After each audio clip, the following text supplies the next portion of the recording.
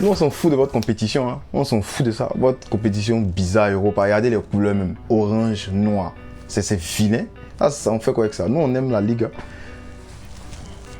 Mais wesh, ça m'énerve. Franchement, ça m'énerve. Parce que, voilà, il ne sait même pas comment il va parler. En fait, il y a plein de choses qui m'énervent dans la façon dont on est sorti. Déjà, ce que Xavi a fait, hein, une partie de ce que Xavi a fait, j'ai pas kiffé.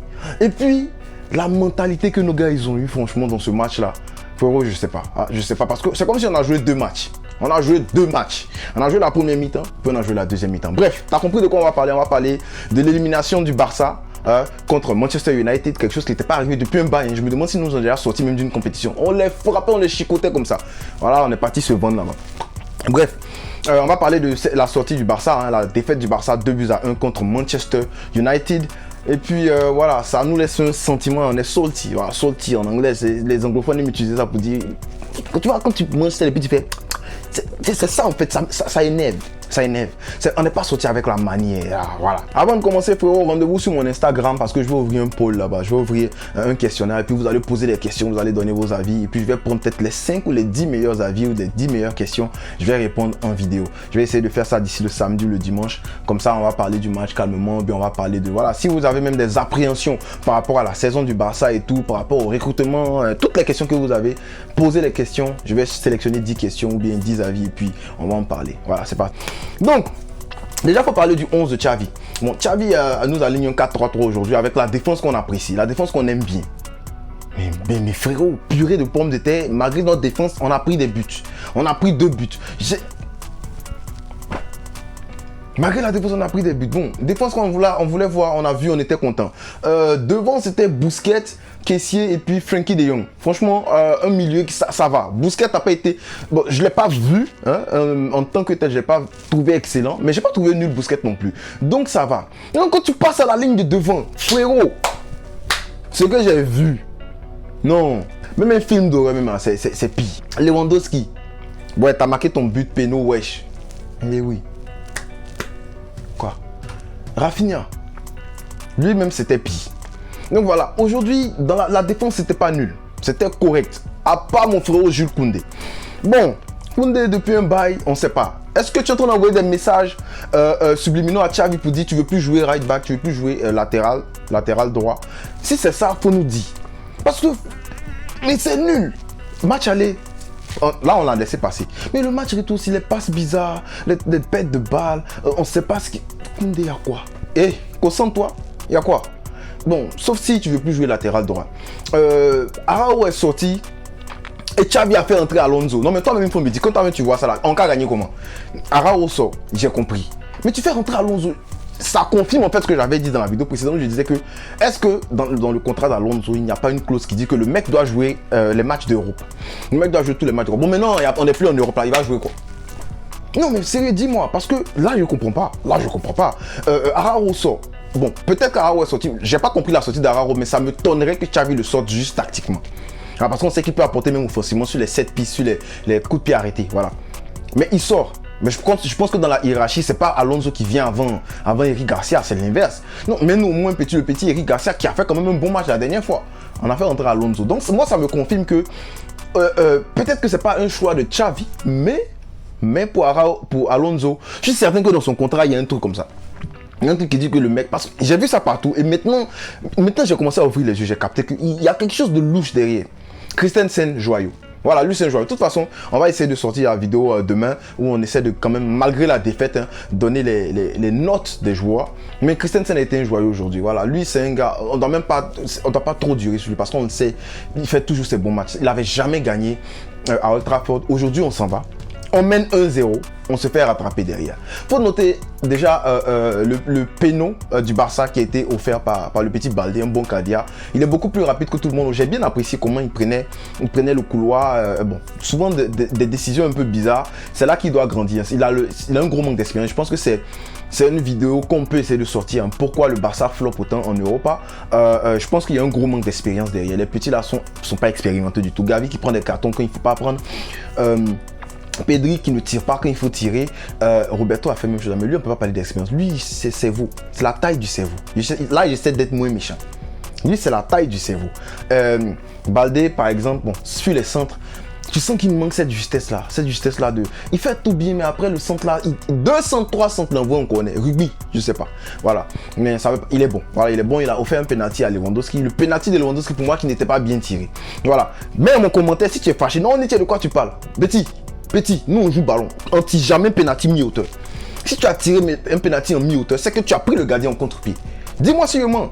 Voilà, dis-moi si je mens. Si tu as tiré un penalty et que tu as mis en mi-hauteur, ça veut dire que le gardien, tu l'avais déjà pris à contre-pied. Mais tu tires un penalty comme mi-hauteur. Déjà, même, il a fait sa phase de penalty là. Oui, il se bloque d'une manière. Ok. Mais si tu as remarqué là, comment il s'appelle Derrea a fait un faux pas. Il a fait un faux pas à gauche, à sa droite, comme s'il allait partir là-bas. Mais c'était fake. Et quand il a fait le faux pas, tu sens que Lewandowski, quand il saute, il prend l'information et puis il regarde le ballon après. C'est fini, il a fini de prendre l'information. Donc après qu'il ait pris l'information où derrière, met le pied à droite, Lewandowski s'est dit, oh, je vais tirer à sa gauche. Et quand Lewandowski tire là-bas, ben, tu as derrière qui plonge de l'autre côté. Voilà, donc derrière a suivi, il a eu Lewandowski. C'est un mind game en fait. Maintenant, Lewandowski tire à mi-hauteur. Derrière a suivi. C'est parce qu'il a glissé. Sinon, il allait enlever le ballon. Il a presque sorti le ballon. La touche le poteau, on marque. 1-0. Le Barça est devant. Maintenant, qu'est-ce qu'il faut faire, les gars, d'après vous? On conserve le ballon. On essaie d'aller chercher un deuxième but. On essaie d'enterrer l'adversaire. On a fait la pression comme il le fallait. J'ai aimé Xavi par rapport à ça. On a fait la pression comme il le fallait. Derrière, vend un ballon. Il a l'habitude de faire ça. Il vend un petit ballon là. Sergio Roberto, tu as le ballon, tu fais quoi? Face à face, tu es dans le nez du gardien. Tu fais quoi? Sergio Roberto veut dribbler. Bien, il se peut faire un petit crochet pour aller faire passe. Mais tu as 2 mètres du gardien, mais allume le gardien, foudroie-le. Non, le monsieur veut faire un petit crochet. Dans la surface là, c'est maximum 2 touches de balle. Maximum de. T'es pas Messi, frérot. T'es pas Messi pour dire tu vas toucher le ballon 15 fois pendant que quelqu'un fait inspiration, expiration. T'as pas le temps. C'est Messi seul qui fait ça. Il touche 10 ballons, 10 fois le ballon, pendant que toi tu respires une fois. Brady Kadi, Taki Kadi, Messi a déjà touché 10 ballons. Mais toi, t'es pas Messi. Il fait les touches, façon, il veut faire passe. Petit, on a déjà vu, même ici, le temps que tu fais ça, moi, ici, devant ma télé, là, il y a le temps de prendre l'avion, de venir à Manchester là-bas, de venir te tacler, Roberto. Toi aussi, il faut réfléchir 2 fois. C'est à cause ça dit, Roberto, là, c'est la taille du cerveau. C'est cette occasion-là qui m'énerve. Si on n'a pas ça, il se plaçait bien, il se déplaçait bien, il faisait le bon passe et tout. Mais ça, là, ça m'a tout énervé. Donc, comprenez que je sois énervé contre Roberto. Voilà, en cas pour Roberto, le déposer là-bas. Mais le tac que Casemiro a fait pour venir enlever le ballon, ça a été payant après. Pourquoi? Parce que quand on revient de la mi-temps et qu'on dort et que les gars nous prennent, bon, ça c'est une paire de balles de Kessie aussi, hein, il a dit non là, quand on revient de la mi-temps, là, on n'est pas concentré. Combien de fois il a dit ça sur cette chaîne? On n'est pas concentré du tout. Et donc, Kessié, bon, tout le monde n'était pas concentré, mais Kessié perd le ballon. On va dire que Kessié a perdu le ballon. Vous êtes 5. Et Frankie et tout là. Fred, et puis il y a qui? C'était qui? Sancho de l'autre côté. Non, c'était pas Sancho, pardon, c'était Anthony de l'autre côté. Une passe. Vous tous, ça vous prend comme ça? Vous tous? Un contrôle, Fred a cassé la ligne.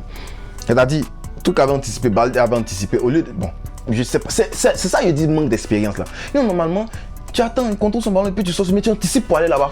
Contrôle, il t'a laissé.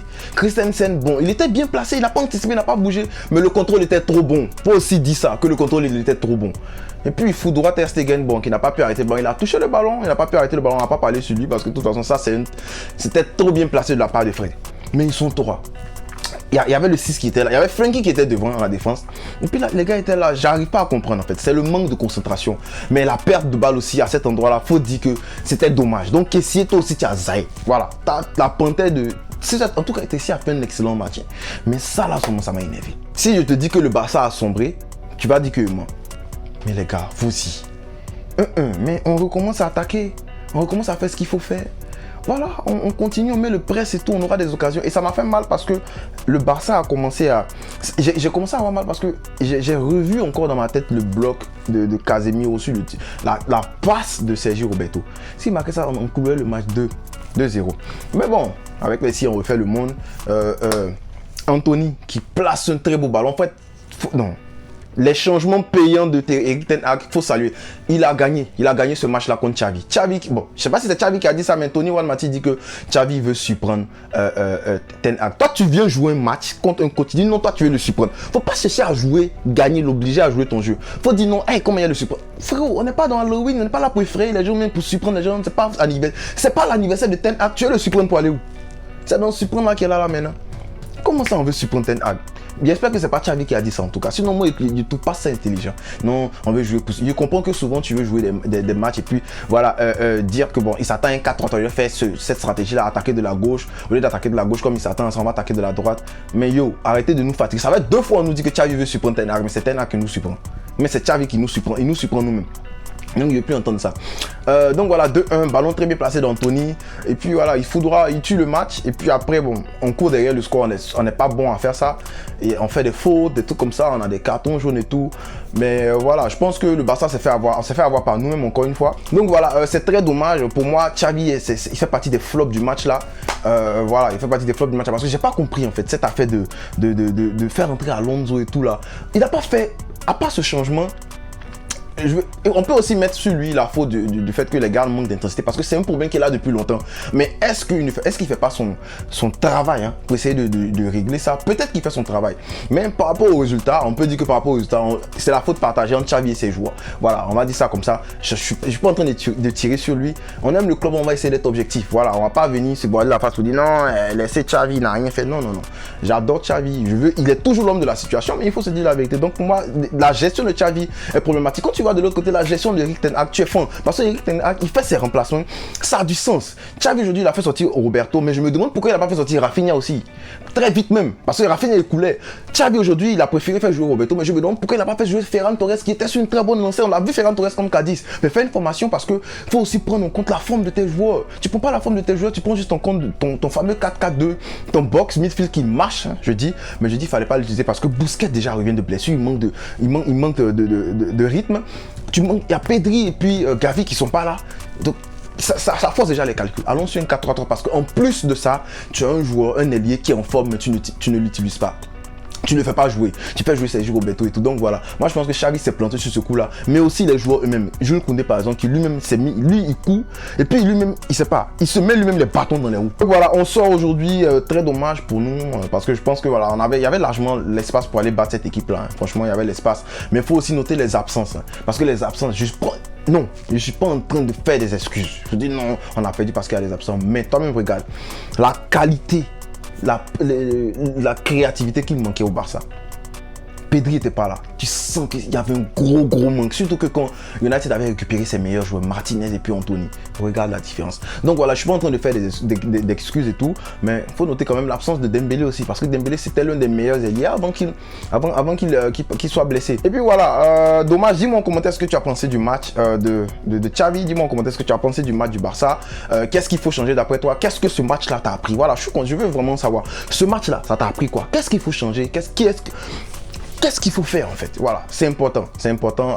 Et puis je serais content de lire ton commentaire et puis pourquoi pas d'y répondre bien sûr parce qu'on a l'habitude de faire ça. Abonne-toi si c'est pas encore fait, sinon tu vas avoir des problèmes avec moi. Et puis voilà, like, partage, fais toutes les bonnes choses que les autres youtubeurs disent là.